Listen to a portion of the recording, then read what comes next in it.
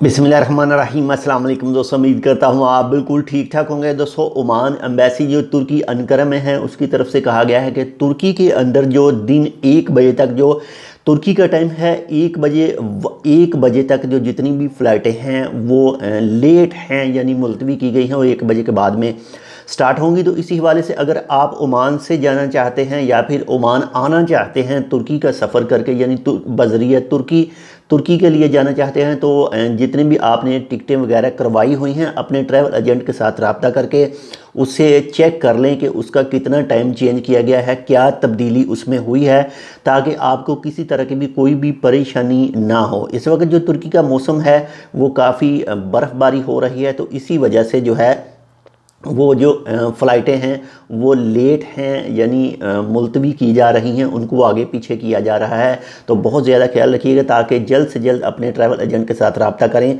और जो भी तफसीलात है वो फ़ौरी तौर पर हासिल करें ताकि आपको किसी भी तरह का कोई भी नुकसान ना हो। तो मिलते हैं इंशाल्लाह आपसे दूसरी अपडेट के साथ, तब तक के लिए अल्लाह हाफ़िज़।